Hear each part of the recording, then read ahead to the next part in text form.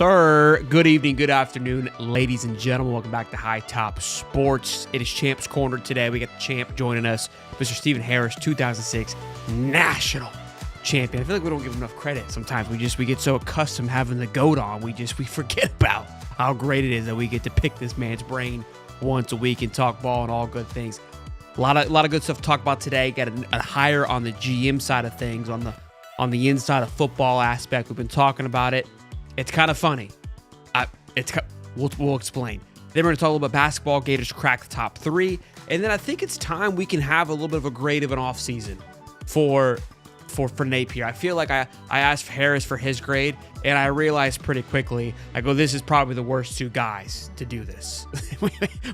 we're going to get dragged with our opinions. So we'll do the best that we can. But without further ado, ladies and gentlemen, Mr. Stephen Harris. What's going on, man? How you doing, man? I gotta get a good chunk in. Yeah, There we go. Yeah. Good to see you. Let's say good morning to the chat. Let's see who's all joining us here. We got J Mac reporting for duty. Gator Gang, a live show. Let's go. Harris Sanchez. What's going on, baby? How we doing? Lucky Chucky. Dangling with Dev. Lions. I like that. Squad. Go Gators. Yes, sir. Sonic Fan Harrison, Whitfield, James Lyons, Malice, something. Malice. Kevin McCurley. Okay. Brendan says, yeah, because you don't call him champ enough. Do I call him a champ? Brendan's spicy lately. Tell him to put some respect on my name. He's spicy lately. He's been in the comments yelling about all kinds of stuff. Chomp, J Mac. Yes, sir. Gator Boy, what's going on? Ass back. Good to see you. Spartacus.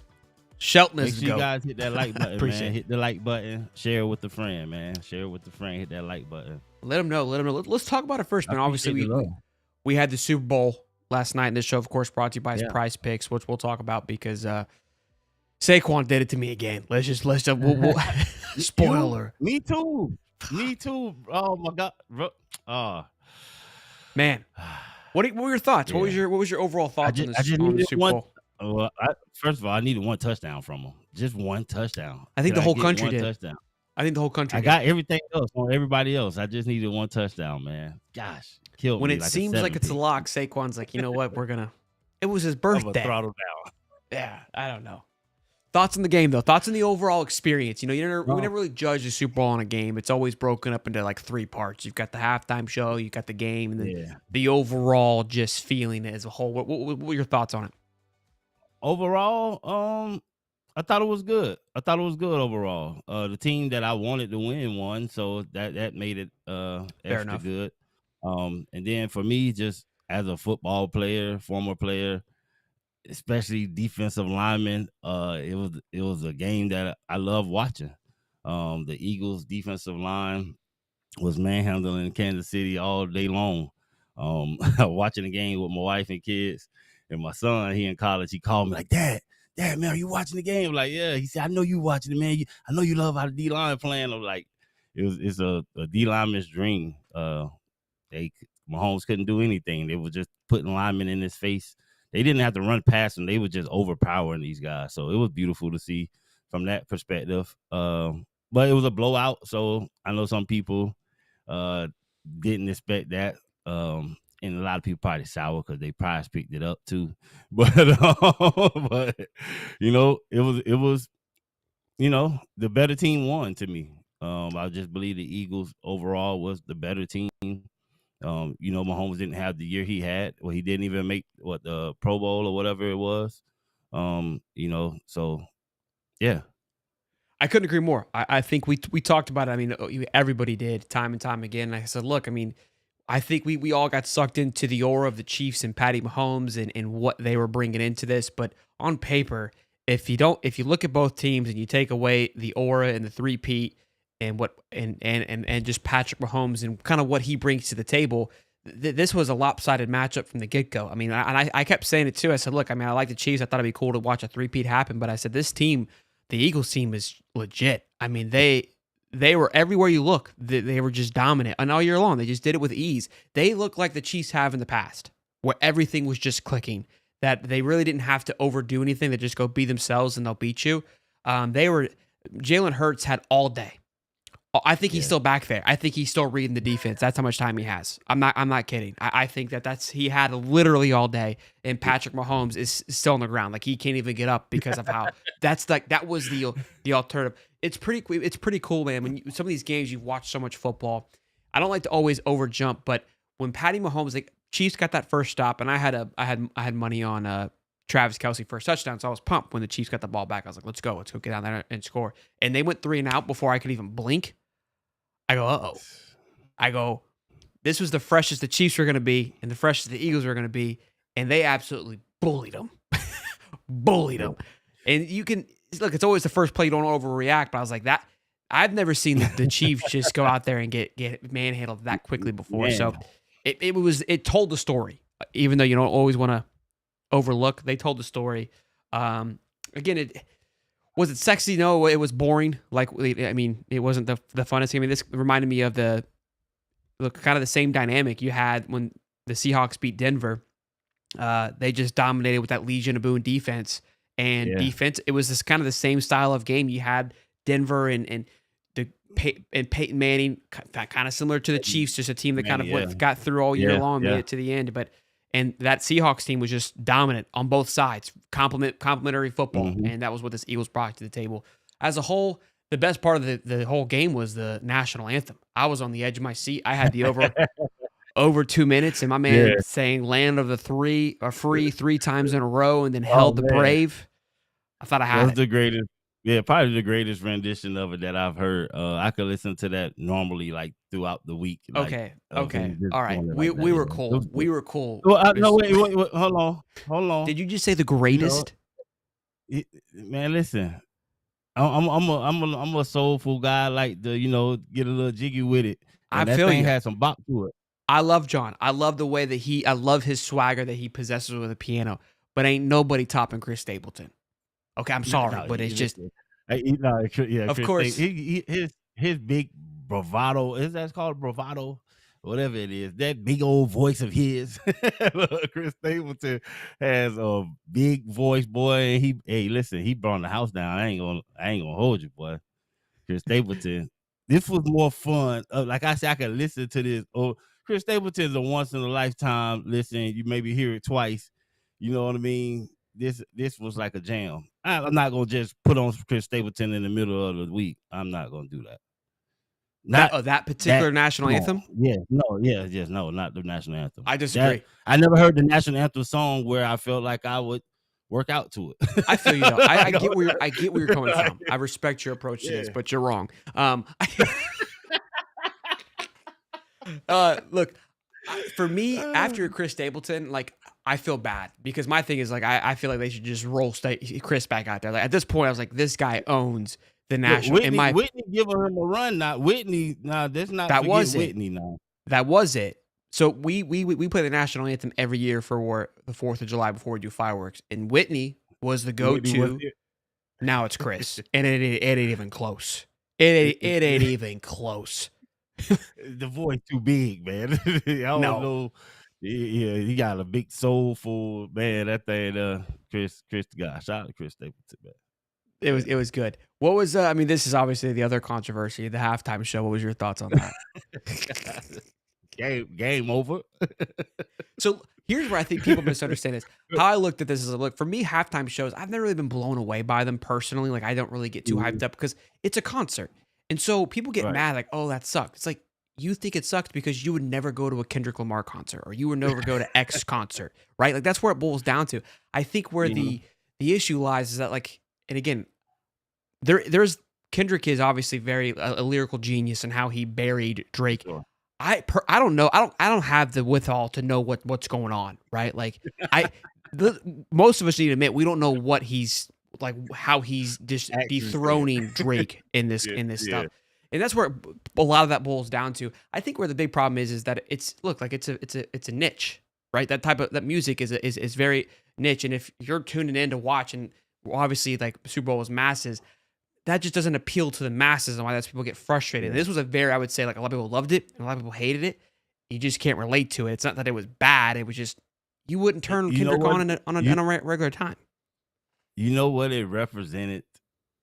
No, I have no clue what's going on, man. I was just America. It's all of us in one big pot. Nobody's gonna be happy. Fair enough. I agree. There's nobody you can really throw out there that really please everybody. Nobody's gonna be happy, man. So yeah, they had political undertones. They had everything that America represents. It's the biggest watched thing in the world. So why would it not have all those things encompassed in it? So you gotta like what you like from it, take what you take from it, and move on. You know what I mean? Cool, great business. That stuff was fire. Like that's my point. Is like I didn't really when I'm coming in, like I've heard Kendrick Lamar. Like I know of his music. It was everything I anticipated it to be. Like when I found out it was Kendrick, I was like, all right, well, I'm not excited because I'm not a big fan of his music because I just know what to expect. But I wasn't like disappointed either. You know what I mean? Like I was like, this is exactly what I. Now I think again, there's more of the undertone and the messages, which that is. I know he is very talented for that, and I know of the beef. I'm aware of it, and I wish I knew more so I knew what was happening. I think that's a big thing. I know everything. I'm very, musically, I love music. I did music and stuff like that. Actually, a fun fact that you guys didn't know: I didn't play the football till my junior year in high school because I was in the band, and I played the clarinet. Just imagine that, big old me playing the clarinet. A woodwind. A woodwind. I was in the band in middle school. I played trombone my 6th grade year and then switched to tenor sax after that. I got to get down a little bit. A little woodwind family then. Cooley, he did it for the culture. I played it. My sister, she was in the band before me a year before we were so competitive. When she came home with it, she would play it. And I was like, I could play better than you. And I actually was better than her. So when I got to school, they was like, come join the concert band. Yeah. But so then you couldn't be in the band and play football. So I didn't see this when he looked at the camera and said, hey, Drake. So like he wow. Oh, Lord. See, I remember when all the drama between the two of them were going down. I was like, I just can't keep up lyrically to know what's happening in the beef that it's being unfolded here. And I stepped out respectfully. If you want to know, he's annihilating, Yeah. Yeah. Okay. Look, if Lil Wayne was out there, Lil Wayne pulls up, Luda, okay? You know what I'm saying? I'm here. I got you, okay? This is the first Kendrick album, though, this GNX album that, GNX, yeah. This is the first album that I actually sat down and, like, listened to thoroughly. And a little bit of the beef, because I come from the mixtape era when they was beefing up in New York. So when that happened, I had to get more in tune to what was going on. So this album that he got is pretty dope. He's a lyricist though, so a lot of people don't listen to his music like that. You have to be very in tune to lyricism to listen to it. But now he got some bops on there, and they not like us. It's not like us is one of them, and yeah.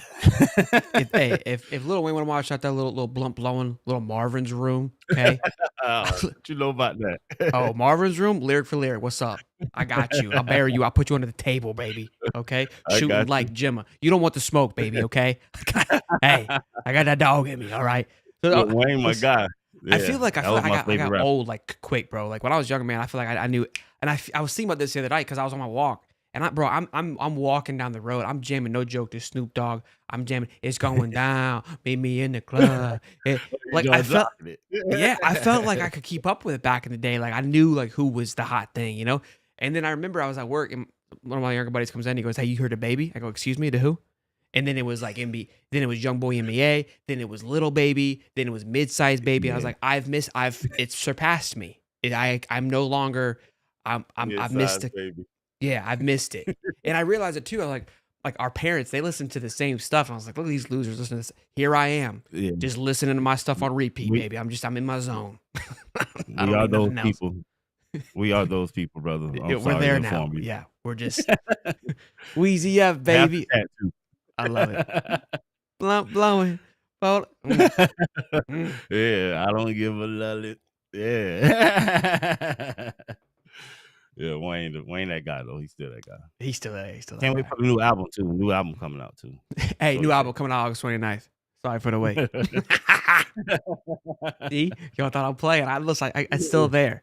It's still there. Okay. I'm about to pull out Cold 45. Colt 45. That's a party trick.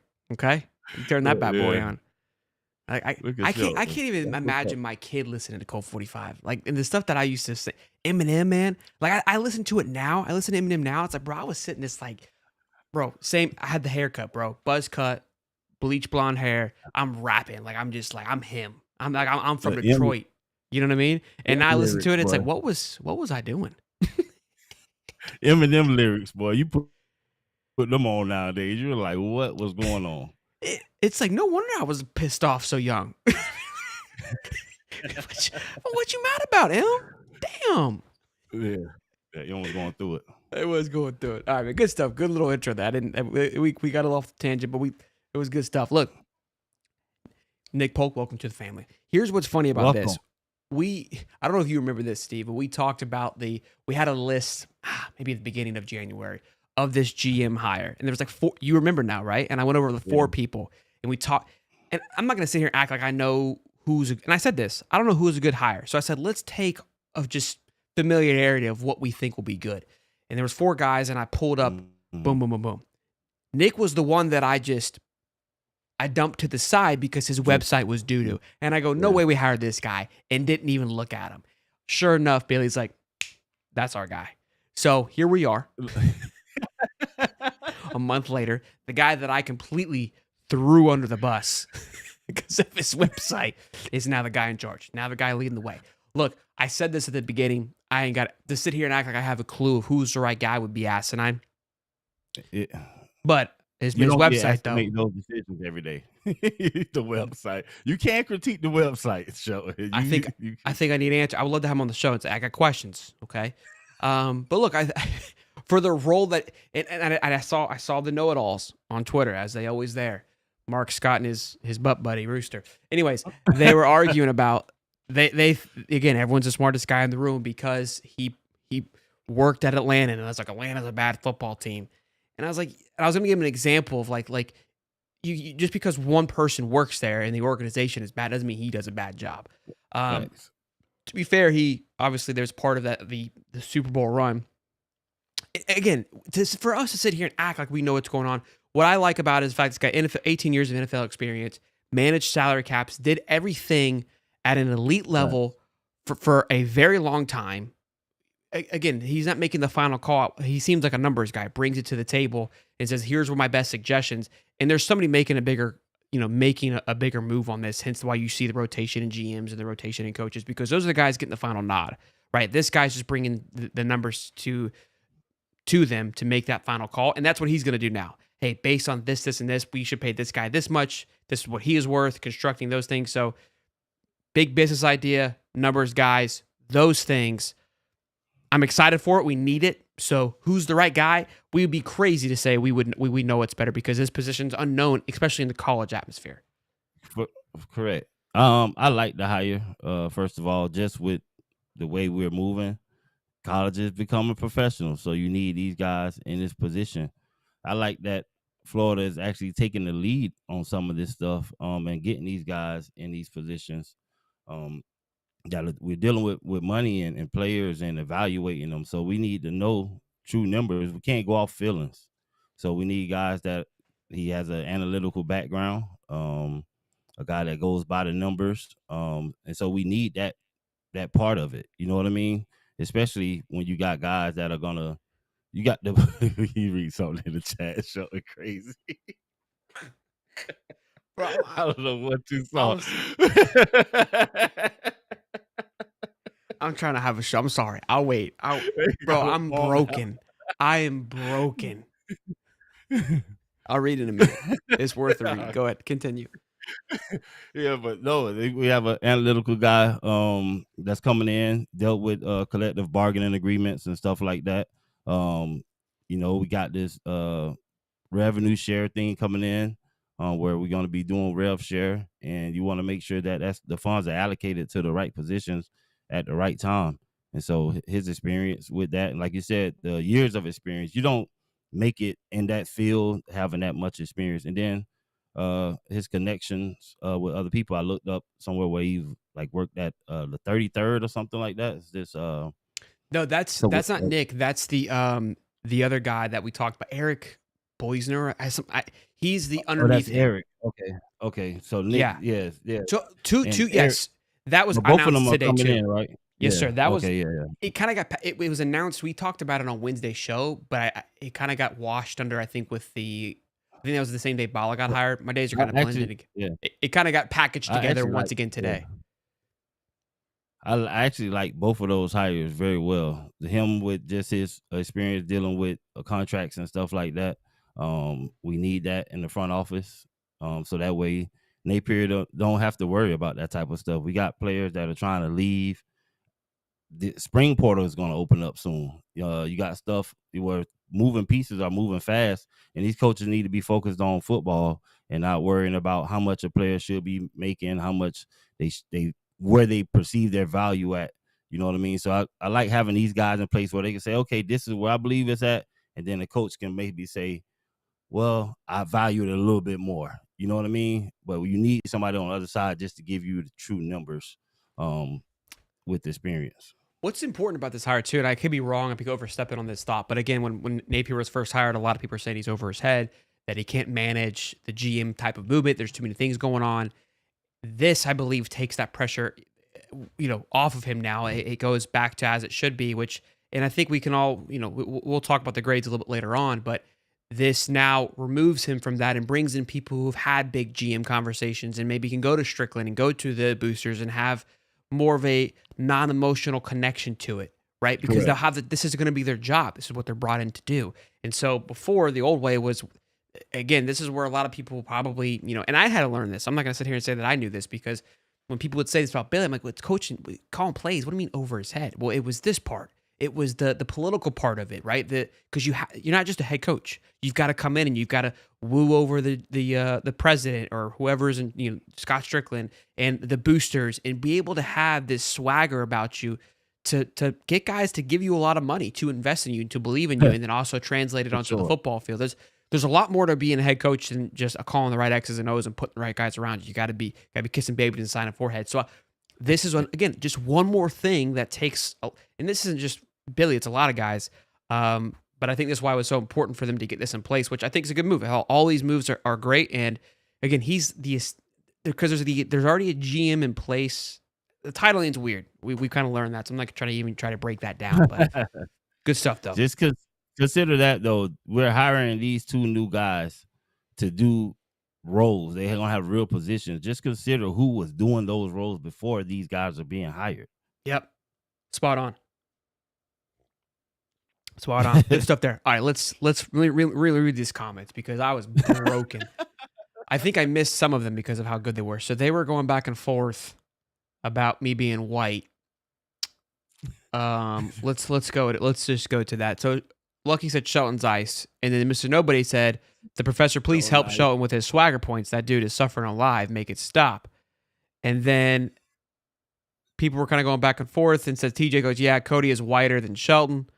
And then Levi just buries everybody. Levi Blue Orange says, Cody's not white, he's glue. Gosh.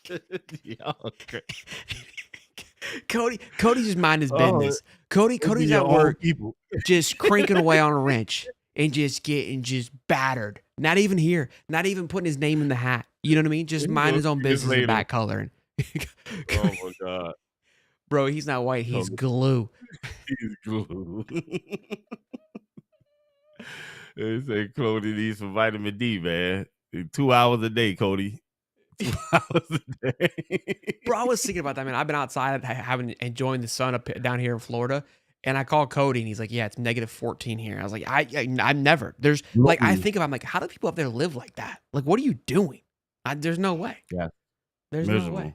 That was incredible. That was incredible. The chat stays undefeated. The chat stays undefeated. Make sure y'all hit the like button and subscribe to the channel. Yeah, it's great stuff. It's absolutely fantastic stuff. All right, let's talk about the basketball team here for just a little bit, and then we'll get into we're grading Napier on his offseason thus far. So, Gators get a big time W on Saturday. We talked about it on Saturday. Great show. We kind of dived into it, but we are all wondering where they will be ranked. I didn't think they were going to jump Alabama, which I was correct. surprised Auburn didn't move at all. You could have really made an argument for it. And look, I said it was going to be tough for Florida to jump Auburn. I did say this one after it all went down. I didn't see it happening. But Duke falls. I can't remember who they lost to, but they lost, so they fall back a lot. They are number 2, I believe. So top 3 for Florida. I love it. We've got Florida and Alabama, so we'll have a chance to snatch that spot. Yeah. And look, I mean, we talk about AP ratings. We talk about it in obviously football. And it's definitely more weighted now in football. I think it's always had weight to it, but it kind of shaked itself up by towards the end of the year. But it's definitely having. I said it this year. I was like, it's got more weight than ever because where you start definitely helps you be able to maintain to that top 12. Why this is important is going to be how they're viewed going into the tournament and what seeding we're able to grab. So if we can roll into the SEC championship as high as possible, because look, basketball's all about matchups. And I love the fact that we're being tested in so many different ways. And again, that's why you usually NBA is a series, right? Because you can figure out how to play someone and the better team can figure it out. But that's why we have upsets in March Madness, because you may just come across a team that just you don't match up well on that day and they get a couple things going and they're clicking and they're hot. And all of a sudden you're down 20 and it's like, you're the better team, but they caught you on a bad day and the matchup wasn't there. So I'm glad the SEC is doing what it's doing. I'm glad it's beating each other up and we're able to figure things out and see things. But the way they dominated Auburn at home was good to see. It was good to see that team thrive the way they did. And not even that, you know what I mean? But the way we came back, we were down. You know, we were down, and those guys battled back, man. And then considering how we played in that home game where we beat number 1 team at home.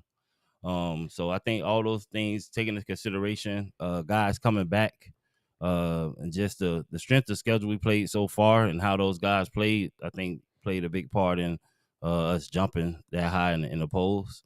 Them predicting that we would, you know what I mean, getting that help back would be sustainable for us, especially with this run that we're on. The matchups that we're facing gives us a lot of experience getting ready for the tournament. So depending on what team get thrown at you, we would have faced different types of teams and different strategies. And I think that gives us an edge. And people are going to think this is crazy, but it's still too early, in my opinion. I wouldn't mind if I don't want to say this like kind of like to wish bad on the team, but beat up one more time. Yeah, I wouldn't mind a little bit of a skid here. We got a long way to go. We still, think about it, that March 1st week, which is 3 weeks away, is the last week of the season, and then you still have the SEC tournament. Go look at the previous. And look, sometimes you have teams that have a skid in those tournaments, and then figure it out like right beforehand, or they're on a skid going into the tournament, whether it's the ACC, Big 12, then have a run, and then it kind of carries over. So it all just depends, what kind of rhythm can we get into.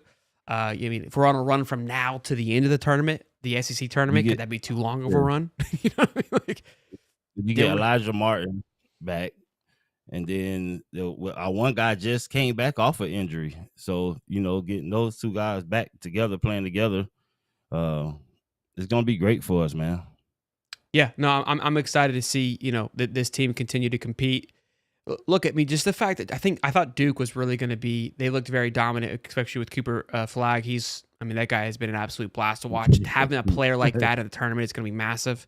But we've seen a Duke-like team like this before. Reminds me kind of like the Zion Williams teams. That team was really good. Zion Williams they got knocked off. Yeah, it just now I think Flag makes way bigger impact. I think his team's a little better than that Duke team, and I also think that the basketball landscape seems to have leveled out a lot more as well too. I think the transfer portal NIL has impacted basketball in a more positive way of leveling things than it has, just because of the surplus of talent. There's so much of it out there. Think about our guys, Elijah Martin and Walter Clayton. Those guys came from little schools, right? They came from tiny schools, just because when you are coming to basketball, there's just so much talent. There's just so many kids that are coming up. Like, it's hard to really rate them, to be perfectly honest with you. Same in football, just nowhere near as basketball. Basketball, because you got the AAUs, there's so many different private leagues, and you got to have a little money to play in travel ball and stuff. So a lot of people go undiscovered, because you got some guys that are just playing public ball that can really ball, that didn't have any coaching. And then he goes to get a little bit of coaching. It's like, wow, this kid is amazing. So I think the NIL era and the transfer portal thing for as far as basketball is probably paying bigger dividends for the players in their experience and getting grades to get drafted. Because now you're playing against higher competition. You got schools, bigger schools that were able to go get some of these smaller, better guys that went to some of these smaller schools and put them together with a team that's formidable. And so I really like what it's doing for college basketball and revitalizing it, really, giving it more energy, especially on the college level where you'll have college basketball really being like the minor leagues for the NBA. You know what I mean? No, Because totally agree. You're able to put these guys, you're able to put teams together where you're not just going to have this one great player that's going to score 32 a night, like when Zion and all those guys were just annihilating people. You put two great people together. Yeah. So now they can build real rosters and make it more competitive. Look, I think again, it's good for basketball, and that's why you're seeing the carnage that you're seeing in basketball. And you guys are talking about the 7-footer. I can't remember the kid that's just egregiously tall for the Gators basketball team. I talked with the assistant coach at one of the NIL events, and I asked about him. The kids, they kind of came on good faith of like, hey, Florida promised to work with him and do great things with him to see what he could become. It wasn't just some like this hot target coming into college. He was just massive. So the idea of it is that Florida's going to put a lot of resources into to help develop it. I think he started playing basketball late. Kind of want to Florida seems to have an eye on just finding like kids from Germany and like these random cats that just start playing the sport, but they have all the intangibles of the size and features. It's just can they dribble basketball? So he's a project is what I'm getting at. It's not that he was going to come in and be this 5-star elite guy. Yeah. It's for sure a project. Give him 5 years. We'll wait till a 5th year senior and get it out of him. As long as he figures it out. Yeah, because he got a little mechanics that he needs to work on. He had size. He was just dominating people, but he ain't come in handling the ball like Victor Wembanyama. Come on. Not even close. Not even close. I don't even know if he could put it between his legs like that, but we'll get him there. He got listen, big man, you got everything else you need. Practice hard, man. Listen to what they're telling you. Get in that gym. You got the stuff they can't teach, which is good. I saw a comment on here earlier. It says I could only hang out for Shelton for once a week too. Look, man, I say this all the time. I can only hang out with Shelton with 1 day a week too. Yeah, look, guys. Corey. Monday or Wednesday, pick one.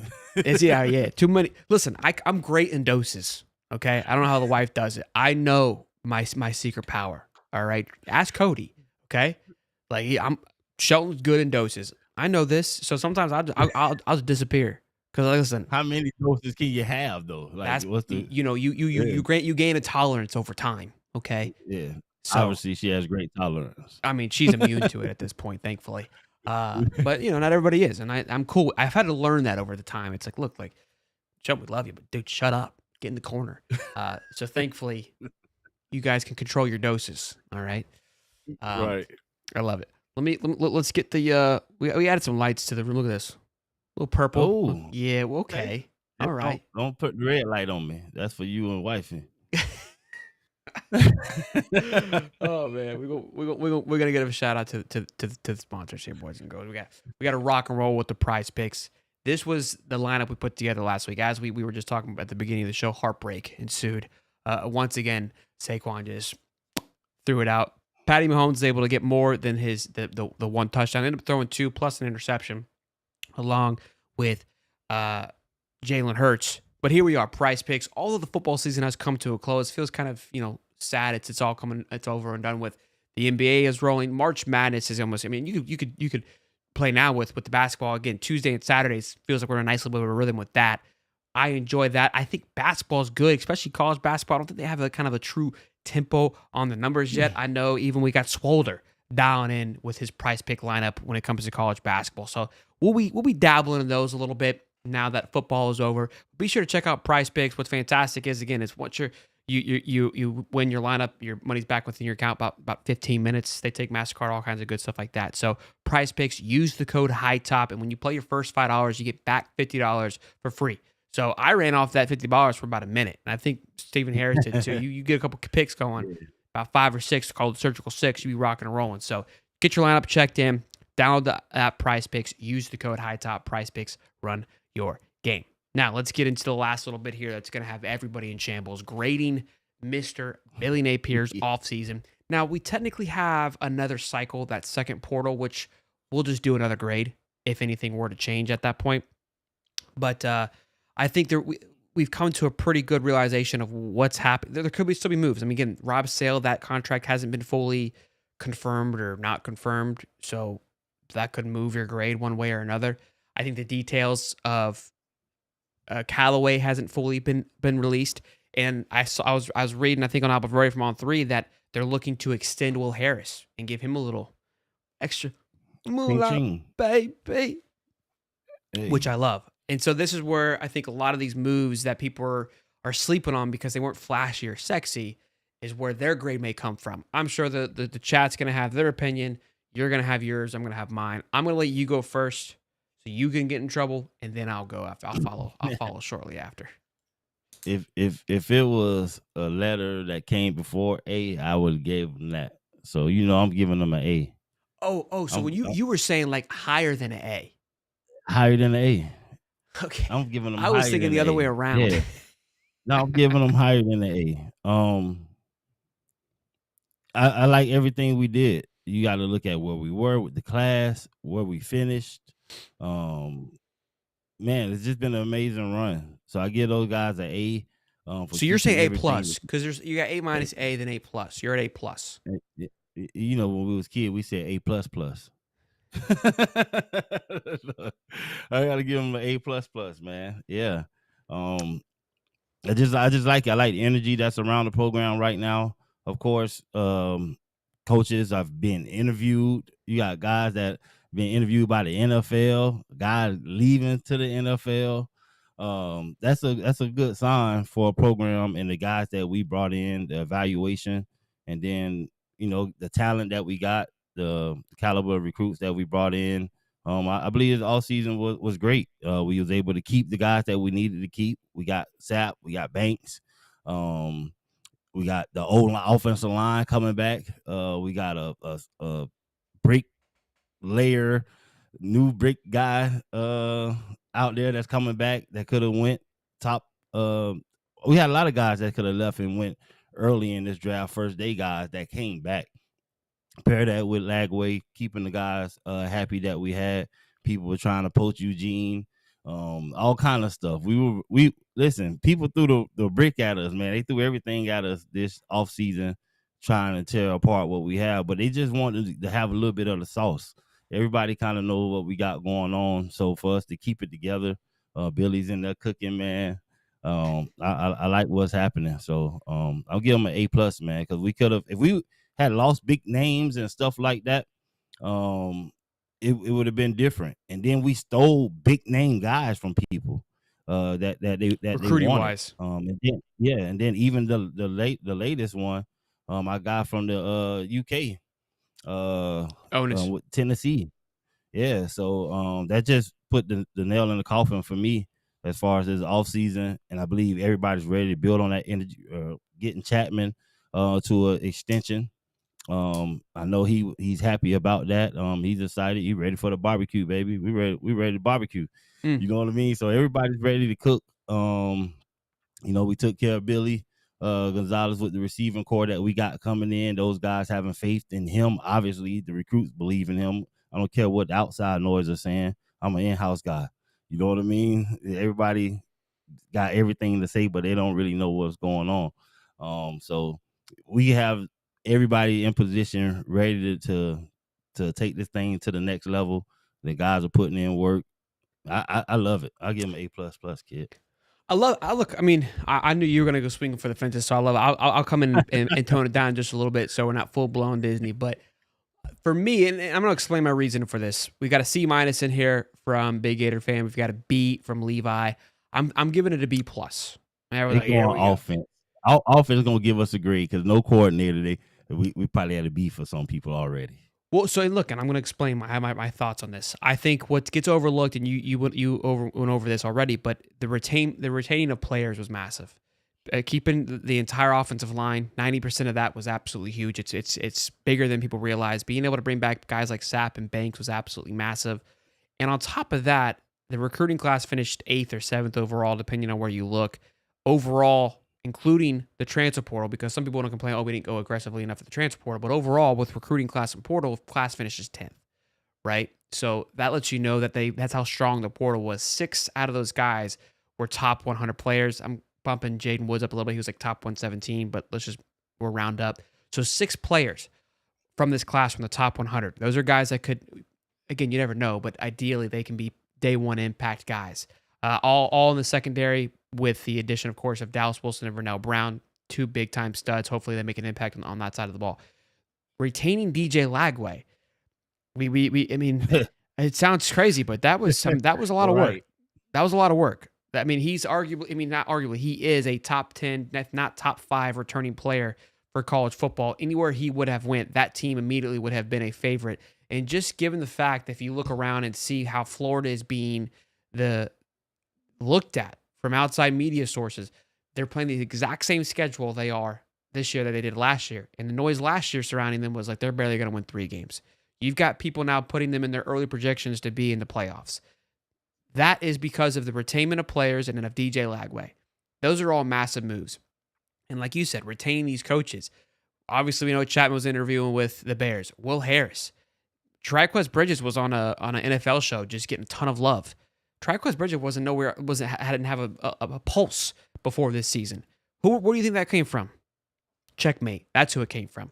Will Harris is being looked at. That extension doesn't just come from goodwill. It's becoming because this is his front door right now, and people are trying to knock the thing down. So that was massive. The addition of the 2 defensive coordinators. I know everyone's kind of laughing and joking. Those are two big additions that were needed. The GM moves and all that front office moves were massive. I was actually on the Allie Peak show. I would love going on Allie's show. We're gonna have her on. Great conversation. She asked me my thoughts on the offensive coordinator. I liked it. I was positive about it. And she kind of made me be more open to it, where, again, I think that the perspective should be, it's not that we hate you, Billy, or that we don't want you to call plays. It's that if analytically it hasn't been the greatest, and it's like you do everything else really, really well, and we want the success to continue. And I kind of came to the conclusion, it's like, well, maybe there needs to be a guy around him to be able to have that heart-to-heart. Not necessarily a yes man, but it's like, Billy, we want you to bring in an offensive coordinator because if you look at the paper and the analytics, this is what we're missing on. And historically, yes, I know your play calling has got you here and these things have done this, but historically, this is where you've always ended up. And this is Allie's point. It's like, look, what's elevated you is your people skills, the people you've been put around you, which you've done a good job, your ability to recruit, and your ability to maintain relationships. That's all at a peak right now. You've got the number 1 quarterback in the country. You've got a defense that is thriving. You've hired 2 guys that nobody was even looking at. Now everyone wants a piece of it. You've done everything right. This is one piece that you need to hand off, because if we do that, we're going to be able to hit the next stratosphere. And that's why I'm not going to give it an A, because I really think after talking to her, opened my eyes of like, yeah, this was a move that you're at a place to really capitalize. And if you can't see that, that's a miss in my eyes. 2 things. One, you basically said Billy is not necessarily an NFL head coach. He's more of a Billy. You really a GM. You think bigger, Billy. You thinking small, Billy. You need to be thinking big. Correct. He's really a GM. So I can feel you on that point. For him, if you probably feel like it's just college, but yeah. But with that expanded role that you had to have, it could have taken a lot away from him and what he's able to produce offensively, trying to hold the team together and not lose it all. So with those relieved roles, I'm just believing in the magic. I already know what Lagway does for the offense, even if it's the same as last year. We don't have to call any wrinkles, but I already know that if we call a shell of the offense last year because of the circumstances. Mertz was one circumstance, and Lagway being injured was a whole nother circumstances where we haven't even seen the full playbook of what Billy has to offer, because Billy offense actually requires a mobile quarterback, and Mertz has never been that for us like that. And when he tried, he ended up getting hurt. But when I saw the flashes of doing, I was like, the offense opens up a little bit differently when Mertz takes off and run. And we saw a little bit, he got hurt.